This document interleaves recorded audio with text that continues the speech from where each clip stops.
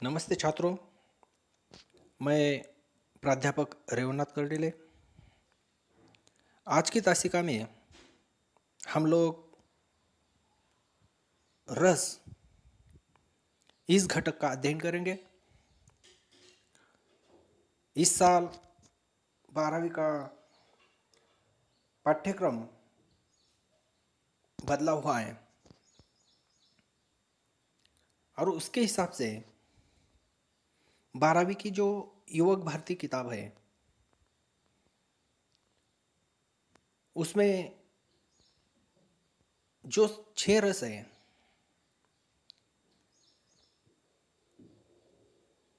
और हर एक रस के जो भी उदाहरण हैं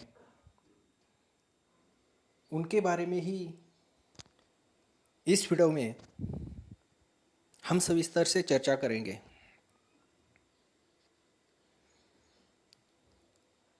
इस वीडियो में सिर्फ 12वीं की युवक भारती किताब और 12वीं के छात्रों को आंखों के सामने रखकर ये वीडियो बनाया गया है। तो चलिए आज की इस वीडियो को हम आरंभ करते हैं। रस। अब रस की परिभाषा अगर हम काव्य शास्त्र का अध्ययन करेंगे, मैंने सेट नेट का अध्ययन करते वक्त पूरी काव्य शास्त्र की किताब पढ़ी। उसमें भरत मुनि से लेकर अन्य आचार्यों तक बहुत सारे रस की परिभाषा वहाँ पर दी गई है। लेकिन मैंने आपको पहले ही कहा है कि 12वीं के छात्रों को आंखों के सामने रखकर ये वीडियो मैं बना रहा हूँ, इसलिए ज़्यादा गहराई में न जाते हुए हम इस रस घटक का अध्ययन करेंगे। रस का शाब्दिक अर्थ है आनंद। कविता, कहानी को पढ़ते, सुनने और नाटक को देखने से पाठक, श्रोता और दर्शक को जो आनंद प्राप्त होता है उसे रस कहते हैं। रस को काव्य की आत्मा माना जाता है। हिंदी व्याकरण में रस के 4 अवयव या अंग होते हैं जो इस प्रकार हैं। नंबर 1, स्थायी भाव। रस को समझने से पहले रस के जो 4 अवयव हैं उन्हें सबसे पहले समझना होगा। नंबर 1, स्थायी भाव। स्थायी भाव का मतलब है प्रधान भाव। कविता या नाटक का आनंद लेने से सहृदय के हृदय में भाव का संचार होता है। ये भाव मनुष्य के हृदय में स्थायी रूप से विद्यमान होते हैं। सुप्तावस्था में रहने वाले ये भाव साहित्य के आनंद के द्वारा जग जाते हैं और रस में बदल जाते हैं। अब स्थायी भाव जो है, हर एक रस का स्थायी भाव पिछले साल 11वीं कक्षा में उसका हम लोगों ने अध्ययन किया है। यहाँ पर संक्षिप्त में बता रहा हूँ। श्रृंगार रस का स्थायी भाव प्रेम, शांत रस का स्थायी भाव शांति, करुण रस का स्थायी भाव शोक, हास्य रस का स्थायी भाव हास, वीर रस का स्थायी भाव उत्साह, रौद्र रस का स्थायी भाव क्रोध, भयानक रस का स्थायी भाव भय, बीभत्स रस का स्थायी भाव घृणा, अद्भुत रस का स्थायी भाव आश्चर्य, वात्सल्य रस का स्थायी भाव ममत्व और 11वां जो रस है भक्ति, भक्ति रस का स्थायी भाव है भक्ति। इसका अध्ययन हम लोगों ने पिछले साल किया है। अब दूसरा जो है विभाव। विभाव स्थायी भाव उत्पन्न करने का कारण या स्थायी भाव जगाने वाला तत्व। अब स्थायी भाव उत्पन्न करने का जो भी कारण है उसे विभाव कहते हैं। अब विभाव के यहाँ पर 3 प्रकार दिए हुए हैं: आलंबन, उद्दीपन, आश्रय। अब स्थायी भाव उत्पन्न करने का जो भी कारण है वो किस प्रकार, उदाहरण के तौर पर भी आपको संक्षिप्त में यहाँ पर बता रहा हूँ। आलंबन जो है जिसके कारण स्थायी भाव उत्पन्न हुआ, जैसे नायक नायिका। हर एक रस में कोई ना कोई नायक और नायिका होता ही, या पदार्थ वस्तु जो भी है। उद्दीपन स्थायी भाव को तीव्र करने वाले तत्व, जैसे सौंदर्य, पहनावा आदि। और आश्रय जो होता है, जिस व्यक्ति के मन में रति आदि भाव उत्पन्न होते हैं, जैसे नायक नायिका, जिसे हम थर्ड पर्सन भी कह सकते हैं। अब विवाह में मान लीजिए श्रृंगार रस, कोई युवती या नायिका हम लोगों ने देखी। अब नायिका, ये हो गया विभाव। अब श्रृंगार रस का स्थायी भाव क्या है? रति या प्रेम। अपने आप उद्दीपन में तीव्र करने वाला तत्व क्या? उसका सौंदर्य हमें दिखाई देगा। ये हो गया उद्दीपन विवाह। नायक नायिका, ये स्थायी भाव उत्पन्न करने के कारण, उद्दीपन स्थायी भाव तीव्र करने के कारण, जैसे नायिका देखी और उसका सौंदर्य देखकर स्थायी भाव जो है वह अत्यंत तीव्र हो गया। और आश्रय जो है वह थर्ड पर्सन, यानी सामने वाला, देखने वाला जो भी है वो थर्ड पर्सन। अब तीसरा जो अंग है वह है अनुभाव। मन के भावों को व्यक्त करने वाले शारीरिक चेष्टाओं को अनुभाव कहते हैं। अब स्थायी भाव जो भी है वो कविता का या जो भी नाटक है उसका प्रधान भाव, जो अपने आप सुप्त इंसान के अंदर रहता है, वो जागृत होता है विभाव को देखकर, नायक या नायिका को देखकर। अब अनुभाव, अनुभाव में उसके आगे की क्रिया, जो भी मन के भाव है उसे व्यक्त करने की चेष्टा है। ये भी दो प्रकार की होती है, जैसे कायिक चेष्टा और सात्विक चेष्टा। अब कायिक चेष्टा में क्या आता है? जानबूझकर की जाने वाली हरकत, जैसे नायिका को देखा, उद्दीपन में वो तीव्र भी हो गया, उसका सौंदर्य देखा। अब अनुभव में कायिक चेष्टा किस प्रकार रहेगी? जानबूझकर की जाने वाली, जैसे आंख मारना, सीटी बजाना, या शरीर से अन्य कोई इशारा करना। और सात्विक चेष्टा कौन सी है? सोता होने वाली हरकत, जैसे आंसू बहना, आंखें लाल होना, सांस तेज होना, कांपना। अब उसे देखकर उसके सौंदर्य को देखा, लेकिन देखकर अपने आप आंखों से आंसू आना, आंखें लाल होना, या कभी कभी सांस तेज भी होती है, या कभी कभी कांपते भी है, डरते भी है। ये हो गया अनुभाव, यानी शारीरिक चेष्टा, मन के भावों को व्यक्त करने वाली, इसे अनुभाव। और चौथा जो अंग है वो संचारी भाव। जो भाव थोड़े समय के लिए आकर फिर गायब हो जाते हैं, जो भाव थोड़े समय के लिए आकर फिर गायब हो जाते हैं।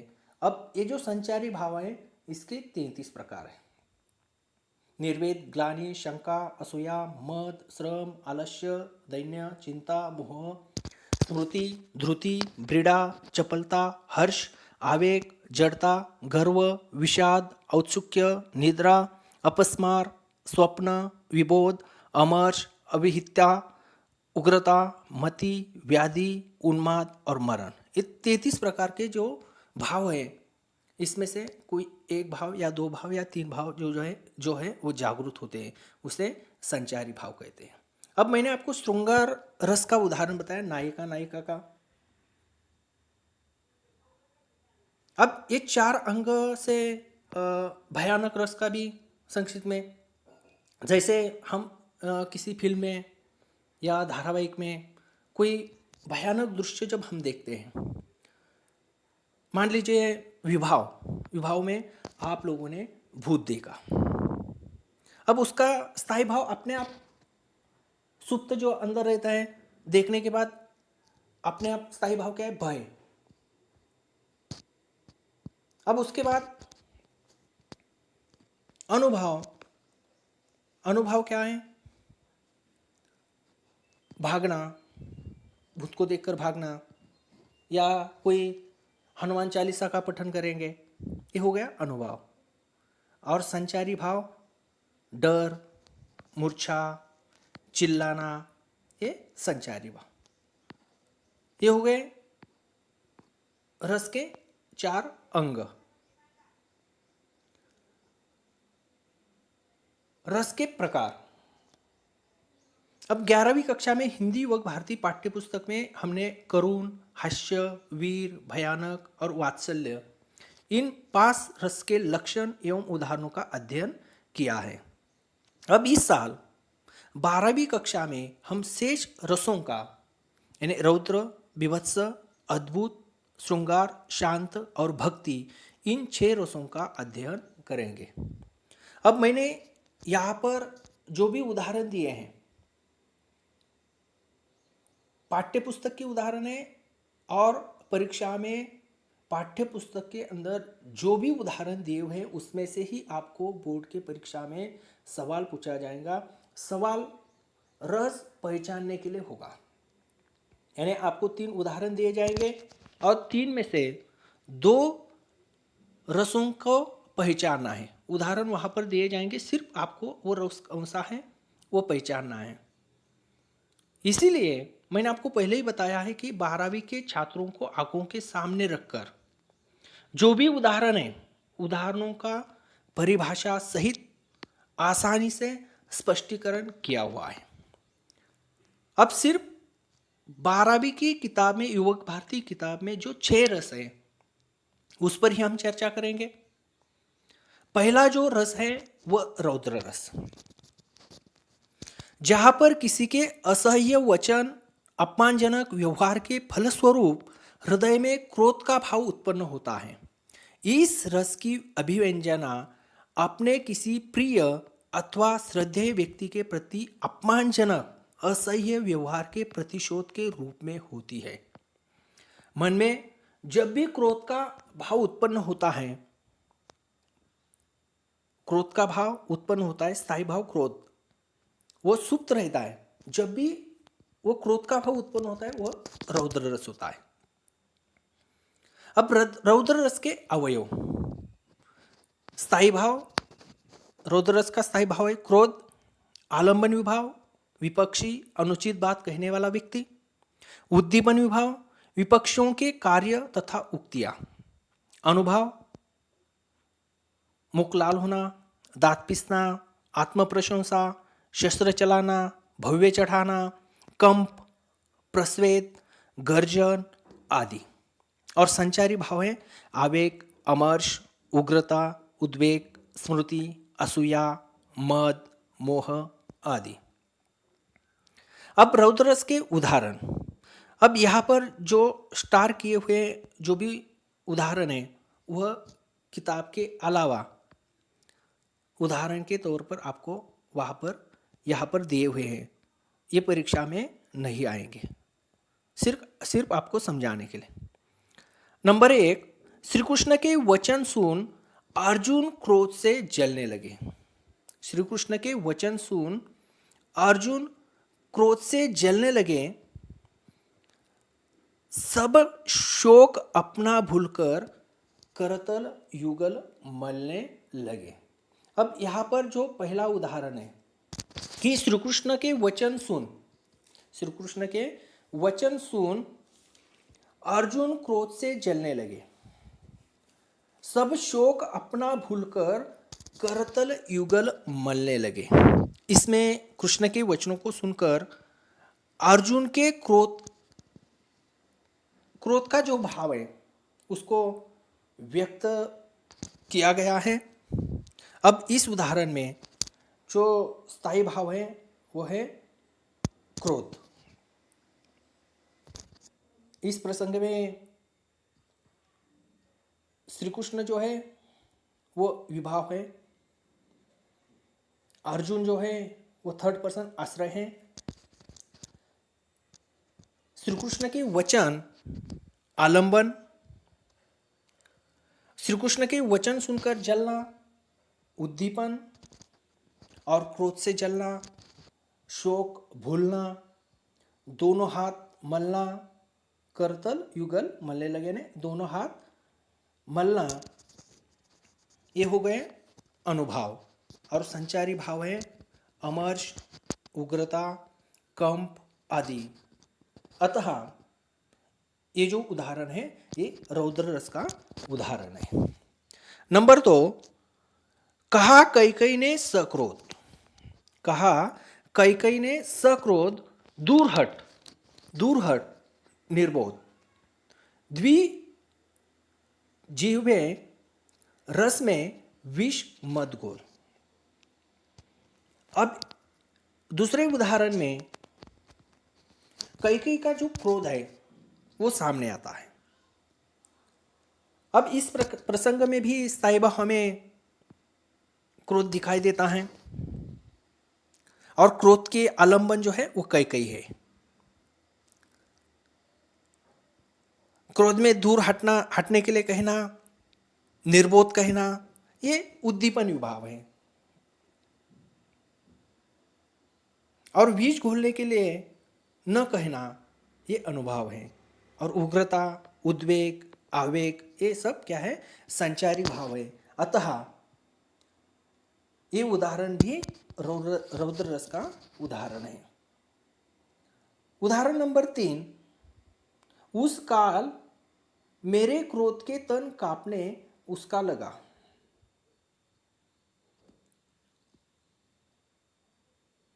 मानो हवा के जोर से सोता हुआ सागर जगा।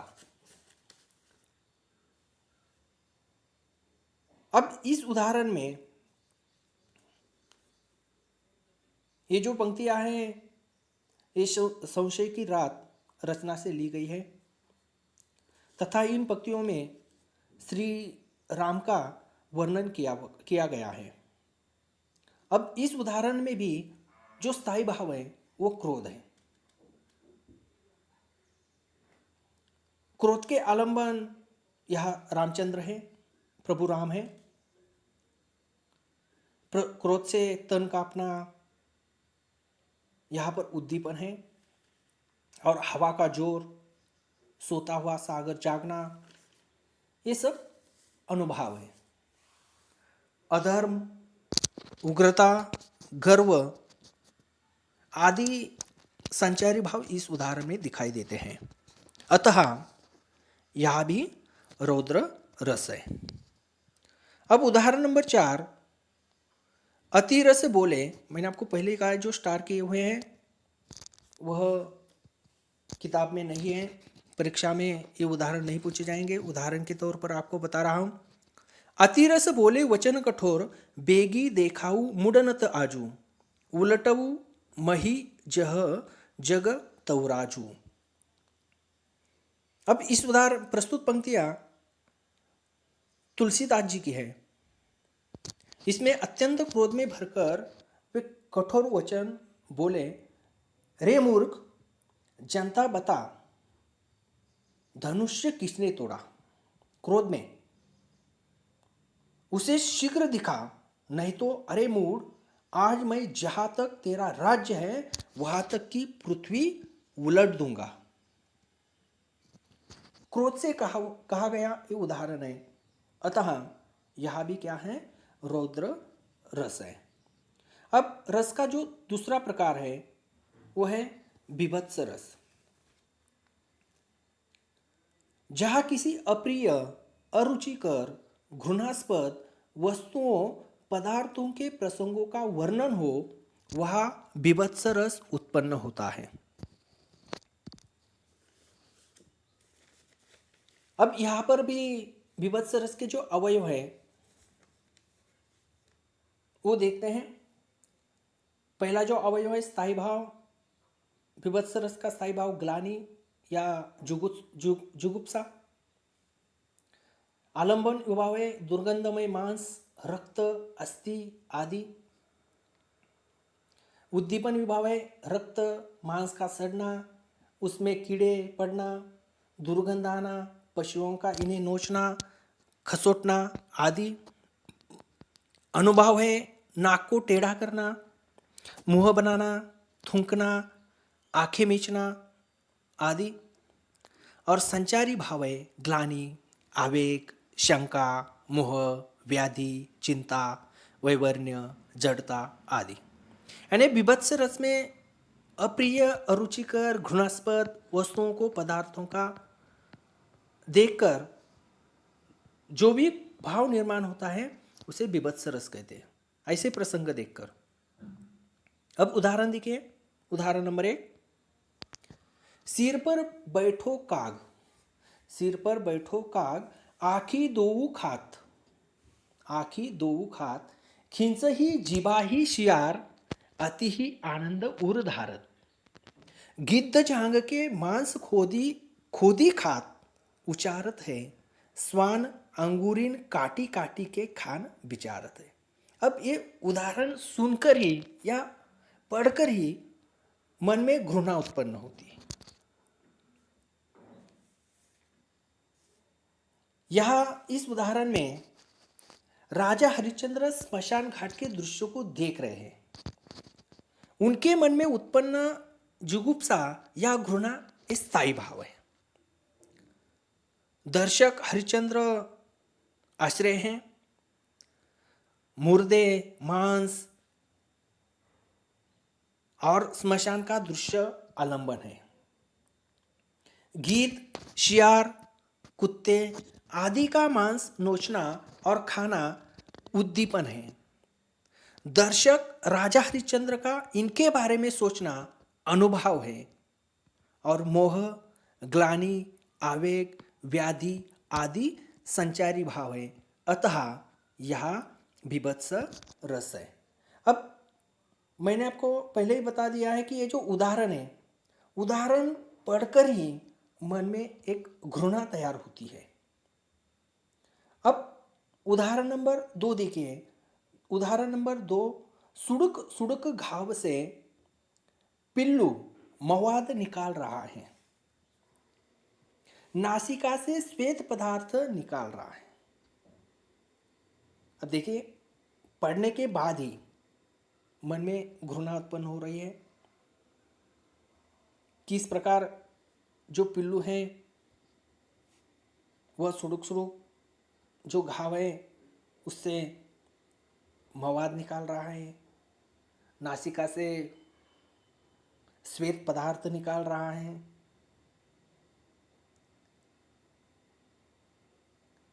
और ये पढ़कर ही मन में घृणा तैयार होती है। ये बीभत्स रस है। यहाँ मन में उत्पन्न ग्लानि या घृणा स्थायी भाव है। लगा हुआ घाव आलंबन है। घाव से निकलने वाला मवाद, नासिका से श्वेत पदार्थ निकालना, ये उद्दीपन है। घृणास्पद पिल्लू को देखना अनुभव है। ग्लानि, आवेग, व्याधि आदि संचारी भाव है। अतः यह बीभत्स रस है। अब उदाहरण नंबर 3 देखिए। उदाहरण के तौर पर आपको दिए हुए हैं, स्टार्ट किए हुए हैं। जा दिन मन पंछी उड़ी जही, जा दिन मन पंछी उड़ी जही, ता दिन मैं तन के विष्टा कृमि के है खाक उड़े है। प्रसिद्ध प्रस्तुत पंक्तियों में सूरदास जी ने कहा है कि यह संसार नश्वर है। हे मानव, जिस दिन आत्मा रूपी पंछी उड़ जाएगा, प्राणहीन होने पर शरीर की 3 ही गतियां होगी। अर्थात या तो वह विष्टारूप हो जाता है, या कीड़े पड़ जाते हैं, या फिर भस्म बनकर उड़ जाता है। अब यहाँ पर भी घृणा उत्पन्न होती है। हम लोग देखते हैं, जब तक शरीर में प्राण होता है तब उस शरीर पर सब प्यार करते हैं, लेकिन जैसे ही शरीर से प्राण चले जाते हैं वो शव बन जाता है, बॉडी बन जाता है, और उसके नज़दीक बैठना भी कोई पसंद नहीं करता। अगर उसमें कीड़े पड़ जाए तो उसके नज़दीक कोई भी नहीं रुकेगा। और ये उदाहरण पढ़कर ही मन में घृणा उत्पन्न होती है। यह स्थायी भाव घृणा है। शरीर से प्राण जाना आलंबन है। विष्टारूप होना, कीड़े पड़ना, भस्म होना उद्दीपन है। शरीर का सजना संवरना ये अनुभव है। और मोह, ग्लानि आदि संचारी भाव है। अतः यहाँ पर भी विभत्स रस है। और नंबर 4 उदाहरण, आंखें निकाल उड़ जाते, क्षण भर उड़कर आ जाते, शव जीभ खींचकर कौवे चुभला चुभला कर खाते। उदाहरण पढ़कर ही घृणा आती है। इसका मतलब ये विभत्स रस है। लेकिन 4 अवयवों को भी हम देखेंगे। इस उदाहरण में 4 अवयव किस प्रकार देव हैं। यहाँ स्थायी भाव घृणा या ग्लानि है। मुर्दे शव नोचकर खाने का दृश्य आलंबन है। कौवों का जीभ खींचकर खाना, मांस चाटना उद्दीपन है। शव के बारे में सोचना अनुभव है। मोह, ग्लानि, आवेग, व्याधि आदि संचारी भाव है। अतः यह भी क्या है, विभत्स रस है। अब नंबर 3 रस का जो प्रकार है वह है अद्भुत रस। जब व्यक्ति के मन में विचित्र, अद्भुत अथवा आश्चर्यजनक वस्तुओं को देखकर हृदय में विस्मय अथवा आश्चर्य का भाव जागृत होता है, वह अद्भुत रस की व्यंजना होती है। अद्भुत रस के अवयव जो परिभाषा दी के हैं वो फिर एक बार सुने। जब व्यक्ति के मन में विचित्र, अद्भुत अथवा आश्चर्यजनक वस्तुओं को देखकर हृदय में विस्मय अथवा आश्चर्य का भाव जागृत होता है, वह अद्भुत रस की व्यंजना होती है। यानी मन में कोई आश्चर्य जहाँ पर निर्माण होता है, आश्चर्य का भाव जब निर्माण होता है, विस्मय का, आश्चर्य का, तो वहाँ पर अद्भुत रस होता है। अद्भुत रस के जो अवयव है, 4 अवयवों को हम देखेंगे। पहला स्थायी भाव है आश्चर्य। आलंबन विभाव, आश्चर्य उत्पन्न करने वाला पदार्थ या व्यक्ति। उद्दीपन विभाव है अलौकिक वस्तुओं का दर्शन, श्रवण, कीर्तन आदि। अनुभव है दांतों तले उंगली दबाना, आंखें फाड़कर देखना, रोमांच, आंसू आना, कांपना, गदगद होना आदि। संचारी भाव है उत्सुकता, आवेग, भ्रांति, ध्रुति, हर्ष, मोह आदि। अब उदाहरण देखिए। अद्भुत रस में कोई भी विचित्र, अद्भुत अथवा आश्चर्यजनक वस्तु देखकर जब मन में आश्चर्य होता है या विस्मय होता है, विस्मय का भाव जागृत होता है, तो अद्भुत रस वहां पर होता है। तो उदाहरण नंबर 1, एक अचंबा देखा रे भाई। एक अचंबा देखा रे भाई, ठाड़ा सिंह चरावे गाई। पहले पुत पाछे माई, पहले पुत पाछे माई, चेला के गुरु लागे पाए। चेला के गुरु लागे पाए। अब प्रस्तुत पद जो है वो संत कबीर जी का है। तो किस प्रकार ये उदाहरण पढ़कर ही मन में आश्चर्य का भाव यहाँ पर जागृत होता है कि एक अचंबा देखा। यहाँ पर स्थायी भाव है आश्चर्य। और सिंह और चेला यहाँ पर आलंबन है। सिंह गाय चराना, चेला के पांव गुरु ने छूना, ये उद्दीपन है। अचंभित करने वाली घटना देखना, ये अनुभव है। और उत्सुकता, भ्रांति, ध्रुति आदि संचारी भाव है। इस प्रकार इन पंक्तियों में अद्भुत रस की पूर्ण अभिव्यक्ति हुई है। उदाहरण पढ़कर ही आश्चर्य व्यक्त होता है। आश्चर्य में हम पड़ जाते हैं कि ऐसे कैसे हो सकता है, सिंह कैसे गाय चरा सकता है। गुरु चेला के कैसे पैर छू सकता है? नंबर 2 उदाहरण, बिगु बिनु पग चले सुने बिनु काना, बिनु पग चले सुने बिनु काना, कर बिनु कर्म करे विधि नाना, कर बिनु कर्म करे विधि नाना, आनन रहित सकल रस भोगी, आनन रहित सकल रस भोगी, बिनु वाणी वक्ता बड़ जोगी, बिनु वाणी वक्ता बड़ जोगी। यहाँ पर भी आश्चर्य व्यक्त करने वाली घटना है कि बिनु पग चले सुने बिनु काना। अब इस चौपाई में ही तुलसीदास जी ने आश्चर्य व्यक्त करने वाली घटना यहां पर दी हुई है। यह स्थायी भाव पढ़कर ही समझ में आता है कि आश्चर्य है। पैर, कान, कर, जिह्वा, वाणी आदि आलंबन है। बिना पैर चलना, बिना कान सुनना, बिना हाथ कर्म करना, जिह्वा रहित रस भोगना, बिना वाणी वक्ता बनना, ये सब क्या है? उद्दीपन है। यह सभी ब्रह्मा के गुण दर्शाना। कबीर जी यहाँ पर ये सभी जो गुण हैं वे ब्रह्मा के दर्शा रहे, ये अनुभव है।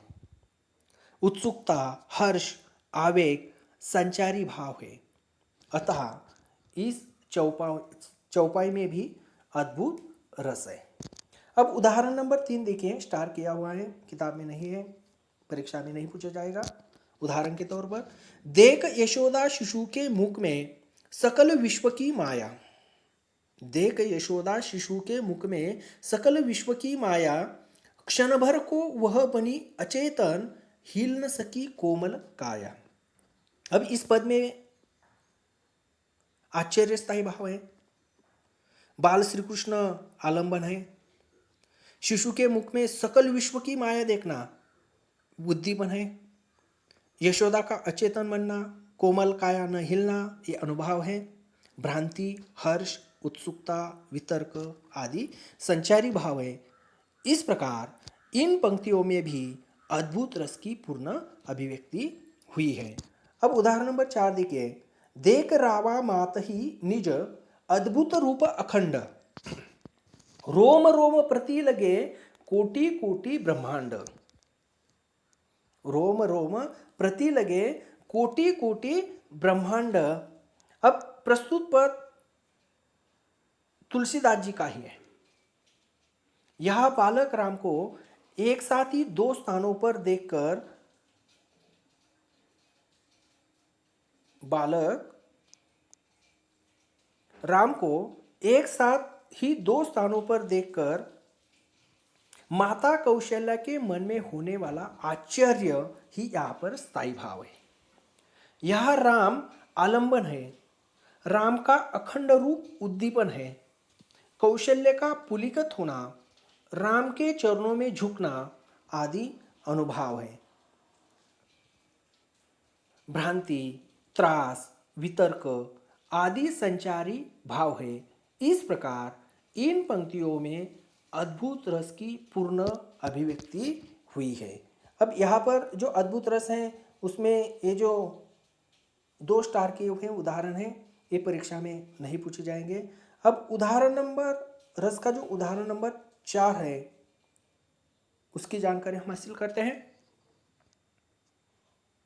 उदाहरण नंबर 4 श्रृंगार रस, रस नंबर 4 श्रृंगार रस, जहां नायक और नायिका अथवा स्त्री पुरुष की प्रेमपूर्ण चेष्टाओं, क्रियाकलापों का श्रृंगारिक वर्णन हो, वह श्रृंगार रस की व्यंजना होती है। अब श्रृंगार जो है, नायक और नायिका, स्त्री पुरुष, उनकी प्रेमपूर्ण जो भी चेष्टाएं हैं या जो भी उनके हाव भाव है, उनके शारीरिक वर्णन है, श्रृंगारिक वर्णन है, ये श्रृंगार रस में आते हैं।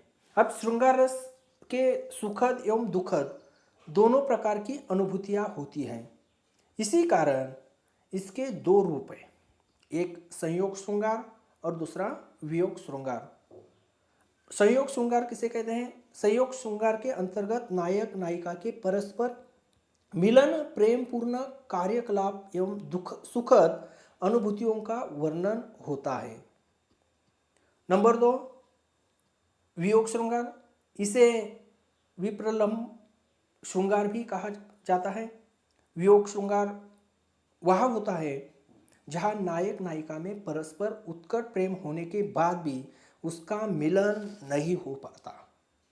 इसके अंतर्गत विरह से व्यथित नायक नायिका के मनोभावों को व्यक्त किया जाता है। अब संयोग श्रृंगार जब नायक नायिका मिलती हैं तो वहाँ पर संयोग श्रृंगार, और वियोग श्रृंगार नायक नायिका में प्रेम होता है लेकिन दोनों अलग अलग जगहों पर होते हैं,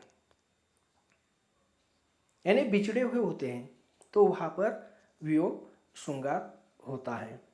अब श्रृंगार रस के भी जो अवयव हैं वो देखते हैं। स्थायी भाव, रति, आलंबन विभाव नायक और नायिका, उद्दीपन विभाव आलंबन का सौंदर्य, प्रकृति, रमणीक उपवन, वसंत ऋतु, चांदनी, भ्रमर, गुंजन, पक्षियों की कुंजन आदि। अनुभव, अवलोकन, स्पर्श, आलिंगन, कटाक्ष, अश्रु आदि। संचारी भाव, हर्ष, जड़ता, निर्वेद, अभिलाषा, चपलता, आशा, स्मृति, रुदन, आवेग, उन्माद आदि। अब उदाहरण यहाँ पर जो देव हैं, यहाँ पर भी जो दो उदाहरण हैं, वीडियो लंबा हो रहा है, जल्दी जल्दी जानकारी देखते हैं। नंबर 1, राम के रूप निहारती जानकी कंकन के नख की परछाई, याते सबे सुधी भूली गई, कर टेकी रही पलट टारत नाही। अब यहाँ पर सीता जी अपने कंकन के नग में पड़ रहे राम के प्रतिबिंब को निहारते हुए अपनी सूझबूझ भूल गई और हाथ को टेके हुए जड़वत हो गए। इन पंक्तियों में स्थायी भाव रति है, प्रेम, जानकी आश्रय है, थर्ड पर्सन, और राम आलंबन है। राम का नग में पड़ने वाला प्रतिबिंब उद्दीपन है, उस प्रतिबिंब को देखना, हाथ टेकना अनुभाव है, तथा हर्ष, जड़ता संचारी भाव है। अतः इस पद में संयोग श्रृंगार है। अब उदाहरण नंबर 2, कहत नटत रिजत खिजत मिलत खिलत लजियात। कहत नटत रिजत खिजत मिलत खिलत लजियात, भरे भवन में करत है नैनुन ही सौबात। भरे भवन में करत है नैनुन ही सौबात। अब प्रस्तुत दोहे में बिहारी कवि ने एक नायक और नायिका के प्रेमपूर्ण चेष्टाओं का बड़ा कुशलतापूर्वक वर्णन किया है। अब इस उदाहरण में एक बड़े से भवन में नायक और नायिका दूर दूर बैठे हुए हैं और किस प्रकार आंखों ही आंखों में एक दूसरे से 100 से भी अधिक बातें कर रहे हैं। श्रृंगारिक वर्णन यहाँ पर बिहारी जी ने किया हुआ है कि यहाँ पर इन पंक्तियों में स्थायी भाव रति है, नायिका आश्रय है, नायक आलंबन है, नैनों से बहुत सारी बातें कहना उद्दीपन है, कहना, झुंझलाहट होना, प्रसन्न होना, लाजना आदि अनुभाव है, तथा हर्ष, जड़ता, उत्सुकता ये सब संचारी भाव है। अतः इस दोहे में संयोग श्रृंगार है। उदाहरण नंबर 3, मेरे जो गिरिधर गोपाल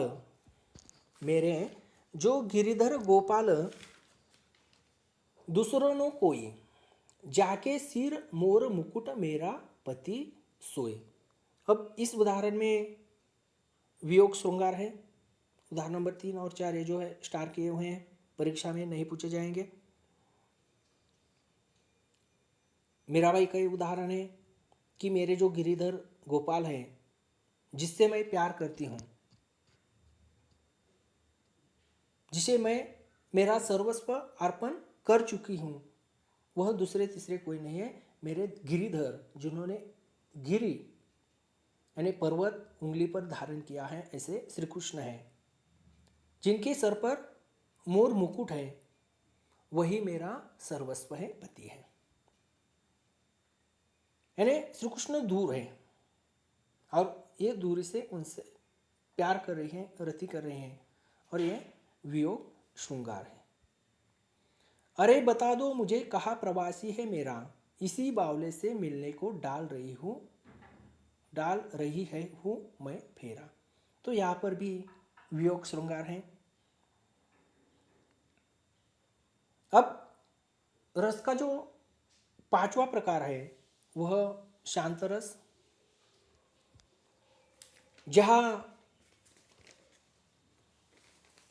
भक्ति, नीति, ज्ञान, वैराग्य, धर्म, दर्शन, तत्वज्ञान अथवा सांसारिक नश्वरता संबंधी प्रसंगों का वर्णन हो, वहाँ शांत रस उत्पन्न होता है। जहाँ न दुख होता है न द्वेष होता है, मन में सांसारिक कार्यों से मुक्त हो जाता है, मनुष्य वैराग्य प्राप्त कर लेता है और वह शांत रस होता है, या वह शांत रस कहा जाता है। अब शांत रस के अवयव: स्थायी भाव निर्वेद, आलंबन विभाव परमात्मा चिंतन एवं संसार की क्षण भंगुरता, उद्दीपन विभाव सत्संग, तीर्थस्थलों की यात्रा, शास्त्रों का अनुशीलन, अनुभव पूरे शरीर में रोमांच, पुलक, अश्रु आदि, संचारी भाव ध्रुति, हर्ष, स्मृति, मति, विबोध, निर्वेद आदि।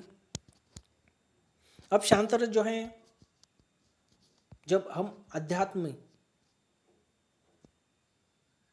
या वैराग्य, धर्म के बारे में, दर्शन, तत्वज्ञान आदि के बारे में सोचते हैं, मंदिर में जाते हैं, मस्जिद में जाते हैं, चर्च में जाते हैं, वहाँ पर जो माहौल होता है शांत, और जो मन में भाव उत्पन्न होता है, वह उस वक्त जो हमारे अंदर रस होता है वो कौन सा होता है? शांत होता है। या जो भी फिल्म में हम दृश्य देखते हैं, धारावाहिक में दृश्य देखते हैं, नाटक में देखते हैं, मंदिर का, मस्जिद का, चर्च का, वहाँ पर जो भी मन में भाव तैयार होता है वह शांत रस होता है। उदाहरण देखिए, उदाहरण नंबर 1, माला फेरत जुग भया, माला फेरत जुग भया, भयान मन का फेर, कर का मन का डारी के, कर का मन का डारी के, मन का फेर। माला फेरत जुग जग भया, गया न मन का फेर, कर का मन का डारी के, मन का फेर। प्रस्तुत पद में कबीर जी ने कोई व्यक्ति लंबे समय तक हाथ में लेकर मोती की माला तो घुमाता है, पर उसके मन का भाव नहीं बदलता, उसका मन शांत नहीं होता। उसे कबीर जी ने सलाह दी है कि हाथ की इस माला को फेरना छोड़कर मन के मोतियों को बदलो या उसे फेरो। इस पद में निर्वेद नामक का स्थायी भाव है, पाठक आश्रय है, संसार की असारता आलंबन है, मन शांत न होने की चिंता उद्दीपन है, वैराग्य परक वचन अनुभाव है, निर्वेद, स्मृति आदि संचारी भाव है। अतः यह शांत रस की निष्पत्ति हुई है।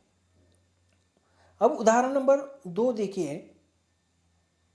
उदाहरण नंबर 2, माटी कहे कुम्हार से, माटी कहे कुम्हार से, तू क्या रौंदे मोहे, माटी कहे कुंभार से, तू क्या रौंदे मोहे, एक दिन ऐसा आएगा, एक दिन ऐसा आएगा, मैं रौंदूंगी तोहे, मैं रौंदूंगी तोहे। अब उदाहरण नंबर 2 में संत कबीर जी ने कहा है कि मिट्टी कुम्हार से कहती है कि आज तू मुझे पैरों तले कुचल रहा है, आज तू मुझे पैरों तले कुचल रहा है, लेकिन एक दिन ऐसा भी आएगा कि मैं तुझे अपने पैरों तले रोंदूंगी। अब इस पद में भी निर्वेद नामक का स्थायी भाव है। कुम्हार आश्रय है, मिट्टी आलंबन है, और मिट्टी को न कुचलना उद्दीपन है, धैर्य संतोष अनुभाव है, और निर्वेद स्मृति आदि संचारी भाव है। अतः यह भी शांत रस की निष्पत्ति हुई है। अब उदाहरण नंबर 3 देखिए, जब मैं था तब हरि नाही, अब हरि है मैं नाही, सब अंधियारा मिट गया जब दीपक देखा माही, जब सब अंधियारा मिट गया जब दीपक देखा माही। जब मैं था, मैं यानी मैं शब्द का यहाँ पर अर्थ है मैं यानी अहंकार, हरि यानी भगवान। जब तक हमारे पास अहंकार होता है तो हमारे पास परमात्मा नहीं होते, ईश्वर नहीं होते, और जब परमात्मा होते हैं तो हमारे पास अहंकार नहीं रह सकता, क्योंकि प्रेम की गली अत्यंत संक्रिय है, पतली है, उसमें दोनों एक साथ नहीं रह सकते। और परमात्मा हमारे नज़दीक होने पर, हृदय में होने पर, जो भी हमारे आजू बाजू में अंधेरा है वो सब क्या हो जाएगा, मिट जाएगा या मिट जाता है। अब इस पद में भी निर्वेद स्थायी भाव है। पाठक आश्रय है, संसार की आसारता आलंबन है, परमात्मा और अहंकार दोनों का एक साथ न रहना उद्दीपन है, दीपक के उजाले से जीवन का अंधकार दूर होना अनुभाव है, और निर्वेद मति वितर्क आदि संचारी भाव है। अतः इन पंक्तियों में शांत रस है। अब रस का अध्ययन के लिए जो आखिरी प्रकार है भक्ति रस, उसकी सविस्तर चर्चा करते हैं। जहाँ ईश्वर अथवा अपने इष्ट देवता के प्रति श्रद्धा, अलौकिकता, स्नेह, विनयशीलता का भाव हृदय में उत्पन्न होता है, वह भक्ति रस की व्यंजना होती है। जहाँ ईश्वर अथवा अपने इष्ट देवता के प्रति श्रद्धा, अलौकिकता, स्नेह, विनयशीलता का भाव हृदय में उत्पन्न होता है, वह भक्ति रस की व्यंजना होती है। अब भक्ति रस के अवयव स्थायी भाव, देव विषयक रस, आलंबन विभाव या स्थायी भाव भक्ति भी है, आलंबन विभाव परमेश्वर, राम, श्री कृष्ण आदि, उद्दीपन विभाव परमेश्वर के अद्भुत कार्यकलाप, सत्संग, भक्तों का समागम आदि, अनुभाव भगवान के नाम तथा लीला का कीर्तन, आंखों से आंसुओं का गिरना, गदगद हो जाना, कभी रोना कभी नाचना, संचारी भाव निर्वेद, मति, हर्ष, वितर्क आदि। अब उदाहरण देखें। नंबर 1, तू दयालु दीन हो, तू दानी हो भिखारी, तू दयालु दीन हो, तू दानी हो भिखारी, हो प्रसिद्ध पातकी, तू पाप पुंज हरी, हो यानी मैं, प्रसिद्ध पातकी, तू पाप पुंज हरी। अब यहाँ पर दास्य भाव की भक्ति है, यानी खुद को तुच्छ और भगवान को एक उच्च समझा हुआ है, सब कुछ सर्वस्व अर्पण किया। इन पंक्तियों में दास्य भाव की भक्ति है। यह ईश्वर विषयक रति स्थायी भाव है। परमात्मा ईश्वर आलंबन है, परमात्मा को दयालु, दानी, पुंजहारी मानना उद्दीपन है, परमात्मा को सर्वस्व मानकर उनकी भक्ति करना अनुभाव है। अतः यह भक्ति रस है। तो किस प्रकार दास्य भाव की भक्ति यहाँ पर है? वह ईश्वर को दयालु और खुद को दीन गरीब समझता है, भगवान को दानी और खुद को भिखारी समझता है, और खुद को पातकी और सबका पाप हरण करने वाले पुंजहरी जो है वो ईश्वर को समझता है। अब दूसरा उदाहरण देखिए, समदर्शी है नाम तिहारो, सोई पार करो, एक नदिया एक नार कहावत, मैलो नीर भरो, एक लोहा पूजा में राखत, एक घरी बदिक परो, सो दुविधा पारस नहीं जानत, कंचन करत खोरो खरो। अब इन पंक्तियों में ईश्वर विषय कृति स्थायी भाव है। परमेश्वर नदी लोहा आलंबन है, सबको समान देखने वाला भगवान, भेदभाव न करने वाली नदी, पूजा घर में रखा लोहा और बादिक के घर का लोहा, यह भेदभाव न करके दोनों का सोना करने वाला पारस उद्दीपन है। परमात्मा नदी पारस कोई भेदभाव नहीं करते, ये अनुभाव है। वितर्क निर्वेद आदि संचारी भाव है, अतः यह भक्ति रस है। यानी इस उदाहरण में कहा है कि ईश्वर का समदर्शी नाम है। नदियां भी किस प्रकार का किसी भी प्रकार का भेदभाव नहीं करती। पारस जो है वो भी लोहे पर भेदभाव नहीं करती। पूजा घर में रखा हुआ जो मूर्ति के रूप में जो लोहा है उसे भी पारस लगाने पर उसका सोना करता है, और जो बाधिक रहता है छुरी से बकरा काटने वाला खटिक जो रहता है वो भी लोहे की रहते हैं। उसके घर में जो छुरी के रूप में लोहा है वो भी पारस पर लगने के बाद उसका भी सोना हो जाता है, वो भी किसी का भेदभाव नहीं करता। यहां पर भी भक्ति रस है। अब उदाहरण नंबर 3 देखिए, एक भरोसा एक बल एक आस विश्वास, एक भरोसो एक बल एक आस विश्वास, एक राम घनश्याम हित चातक तुलसीदास। अब तुलसीदास जी कहते हैं कि एक भगवान का ही भरोसा, भगवान को पाने की आस, और परम मंगलमय भगवान ही हमारे हितकारी है, ऐसा विश्वास हमें निर्दु निश्चित निर्भीक बना देते हैं। अब इन पंक्तियों में ईश्वर विषयक रति स्थायी भाव है। ईश्वर आलंबन है, ईश्वर के प्रति विश्वास भरोसा उद्दीपन है। भगवान पर भरोसा रखने पर हमें भवसागर पार करवाते हैं, ये अनुभाव है। और निर्वेद वितर्क हर्ष आदि संचारी भाव है, अतः यह भक्ति रस की निष्पत्ति होती है।